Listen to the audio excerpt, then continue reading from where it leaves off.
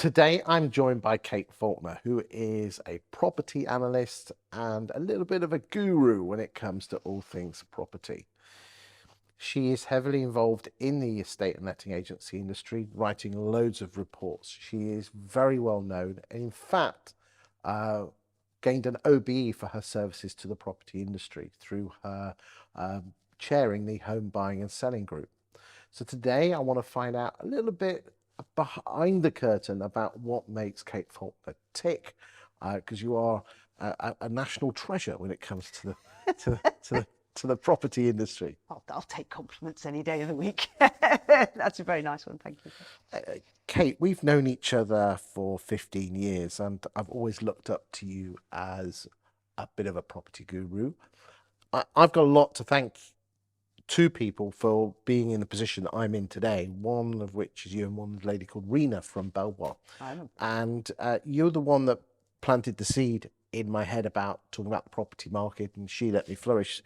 So I've got a big thank you to say to you. But let's not talk about me, let's talk about you. Okay. Why do you love houses? Talk to me.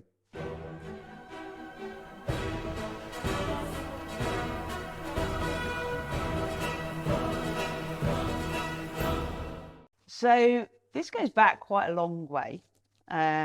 So when I was in between, I think finishing university and starting a job, my parents were literally selling the house they were in and moving across the road. Okay.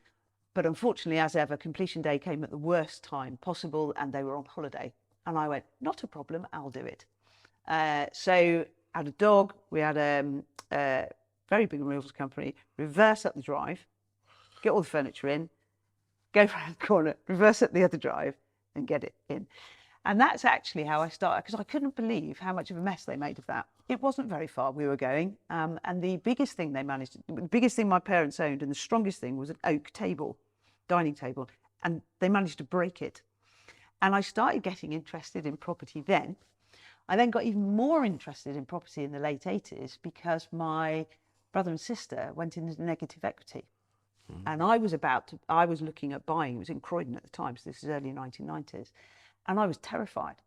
But I had a job which was very sort of project focused, and it was a sales job and we analysed data loads.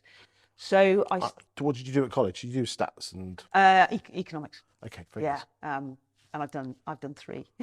What, 3 degrees? Yeah. And no, I'm not going to sing. Okay. Good news. Okay. So now I did economics, my marketing diploma, and then my MBA. Okay. So those are the 3 things I did. And I then worked out that what you could do to counteract property prices falling, because they were falling really. They were. Big in Croydon in particular, because it was everybody was emptying, everybody was leaving except for me. And as a result of that, I worked out that if you bought a property that needed work, you could buy it at a discount, and even if prices fell, you'd be fine. So a lot of people don't realise that between early 90s and 97, most people made no money out of property whatsoever, and we had 15% interest rates, and loads of people went into negative equity, masses of repossessions each year. Huge amount. So when people talk about, oh, it's really awful for first-time buyers, I'm like, excuse me, those weren't great years. You could have afforded to get on the ladder, but it was really precarious, much less so these days, typically. So I started to get into it, but I had this great job, sort of quite a high-flying job at Unilever. Things like, got very involved in peas. Don't get me started on a can of peas. We'll be here for half an hour to explain the origins and why bachelor's peas are the best. So what I started doing was we got this property. My mate and I did it up. She then got married. They bought that property off me. Then I went and go and find another one, did that one up. So that's how I started getting into property. And I worked out that actually if you find the best agent, you found the best surveyor, the best legal company, and you bought a property that needed doing up, you could do really well out of it. So I used to go to my high-flying job all dressed up, doing huge deals. Peas. Huge deal with peas. Love peas. Launching amazing things like Chicken Tonight. my word, that rocked my world. So doing things like that. And then at night time, I would go home and I would be sleeping on a floor and doing up homes. So that's how I got into it. Got a real love for it. Got bored, actually, and a bit naughty. I got cocky in my sales job. Fortunately, I didn't drop any clangers, but I knew I was getting too cocky and I had to leave. Went and did an MBA to work out what to do next. And I set up a property portal before most people knew about it, called Good Migrations. And I don't think there's any property portal as well named, quite frankly. So did that. That's what got me into the property world. And then I just moved from one property area to another. So I'm quite unusual in the property industry, firstly, because I've worked in other industries, Okay. which is food, drink, pet, and utilities. Is actually working with local electricity board as first. No estate agency experience. None whatsoever. That's a good thing. You can't do that. Why? Agents this is one of my bugbears, is that this is a fabulous industry. It's a brilliant industry. We have fantastic agents. Yes. Fantastic legal companies, fantastic surveyors, brokers, lenders. Yeah.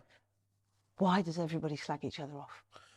Because if we don't talk about ourselves well enough and the fantastic people that we are, then why should anybody else talk well out of us? Because the type of person who's attracted to be an estate agent, in terms of their personality type, their biggest fear is rejection. So therefore, they pick themselves up.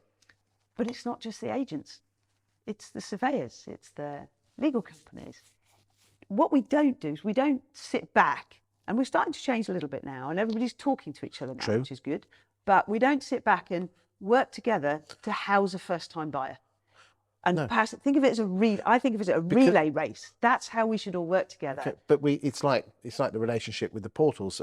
Estate agents don't like certain portals, but they hate their competitors even more because the thrill of they want the listing at all cost. Yeah, but it doesn't mean you have to be. So I understand competition. Trust me, the competition between PG Tips and Tetley was rife. It was harsh, and there were lots of games played. But do you know what? We all banded together to work together when coffee, rudeness of coffee, came in to threaten our market. We all worked together, and that's what we have to do as an industry. And it's starting to work.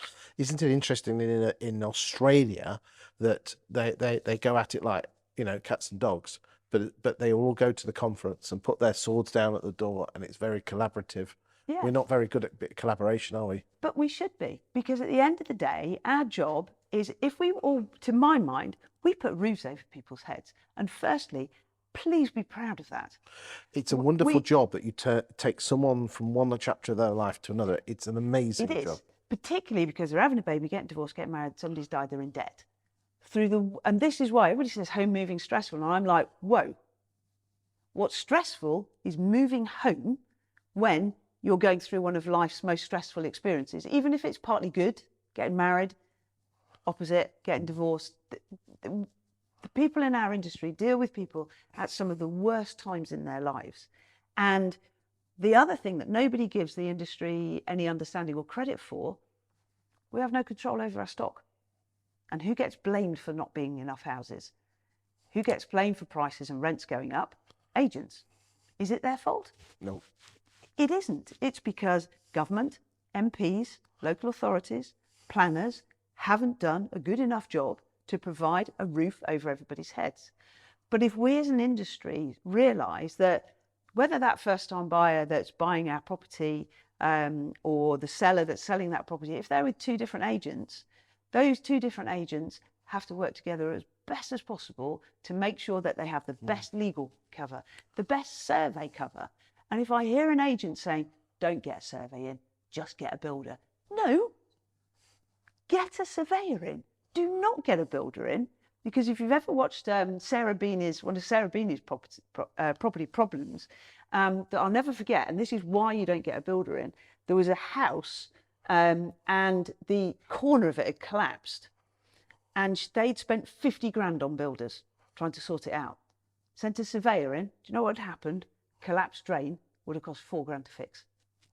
That's why never recommend it. And don't be frightened of surveyors. Surveyors are part of the process to protect the buyer and to some extent alert the seller to a problem in their home, because if they pull it off the market, they need to know about it.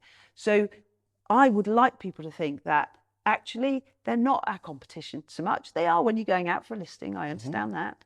And you should always push the features and benefits. You've a better job than me on that. But when it comes to being in a chain, let's all help each other through. And this also applies to legal companies. I sold my mum's house a few years ago, and I nearly pulled out the sale because the legal company had put in there, can you explain? And my mum was 83 at the time. Can you explain to me why this house is so much more money than you bought it for in 2012? Because we do not see any works you spent on that property. And I thought the buyer had wanted to put that clause in there because they wanted to reduce the price. And I went ballistic. It was nothing to do with the buyer. The legal company had put it in. Well, what's it got to do with them? And the buyer turned around and said, well, we've got a similar house, it's just smaller, and ours has gone up. And that is where we've got to think that this is about putting roofs over people's heads. Our job is to get the deal done, even though a legal company and a surveyor's job is to find out the problems if you purchase this property. We should then help everybody overcome those problems, and to say whether this is don't do it because, or, and all agree with that. You know, if a sale falls through because of something the surveyor and the legal company is, right, as an agent, your job is now to go and fix that problem for the seller. But our job is to get deals done and work together to get them through. And the good agents, the good legal companies, the good surveyors, that's how they work. But we have to work better together, and we have to be kinder to each other, because if we're not, our industry is the people that I know are nowhere near as respected as they should be. And that, if you like, is the one thing that I really get upset about. Great agents I know, great brokers, great this. But if we don't talk up the good guys in our industry, then do you know what? Nobody else will. And the only people that will ever continue to get featured are the bad guys. That has to stop. But we work in one of the best, most exciting industries. I learn something new every day. I get bored easily, and I love that. And I love the expertise of people that I'm kind of cut across the lot, but the expertise of the people that knows the nitty gritty about building and stuff. And we should be proud of our industry and proud of the fact that we put roofs over people's heads. We have that mindset change, and our job's to get the deal done.